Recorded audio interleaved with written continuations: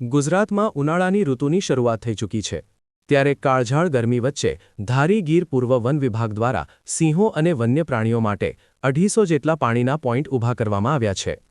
ગીરના સાવજો માટે વન વિભાગ સજ્જ બન્યું છે।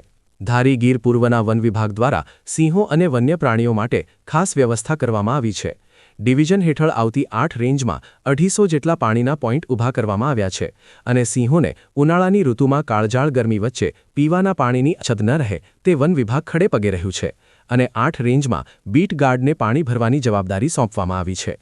ધારી ગીર વન વિભાગ સિંહો અને વન્ય પ્રાણીઓના સંરક્ષણ અને સંવર્ધન બાબતમાં કટિબદ્ધ રહ્યું છે।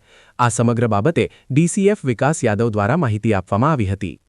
નમસ્કાર, મારું નામ વિકાસ યાદવ છે। હું ગીર પૂર્વ વન વિભાગમાં નાયબ વન સંરક્ષક તરીકે ફરજ બજાવું છું અને જેમાં બધાને ખબર છે કે હવે ઉનાળાનો સિઝન ચાલુ થઈ ગયો છે અને આપણી જો તપોભૂમિ છે સૌરાષ્ટ્રની અને જો સાવજની ભૂમિ છે અહીંયા કોઈ પણ પાણીની પ્રોબ્લેમ કે મુશ્કેલી કે અછત નહીં સર્જાય આ વસ્તુને ધ્યાનમાં રાખીને ગીર પૂર્વ વન વિભાગ દ્વારા ઘણા બધા પાણીના પોઈન્ટ મેન્ટેન પણ કરવામાં આવી રહ્યા છે, નવા પોઈન્ટ ઊભા પણ કરવામાં આવી રહ્યા છે। ગીર પૂર્વ વન વિભાગમાં 250ના આજુબાજુ પાણીના પોઈન્ટ અત્યારે ચાલુ છે।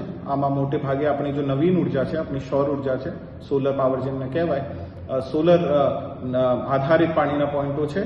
એમને હારે હારે આપણે પવનચક્કી દ્વારા સંચાલિત પોઈન્ટો પણ છે અને અમુક વિસ્તારો જો દુર્ગમ છે અહીંયા ટેન્કર દ્વારા પાણી પણ ભરવામાં આવી રહ્યું છે।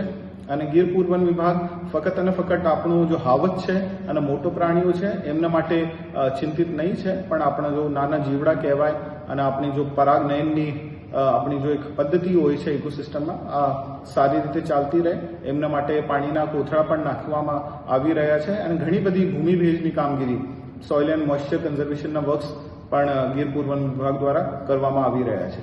ધન્યવાદ।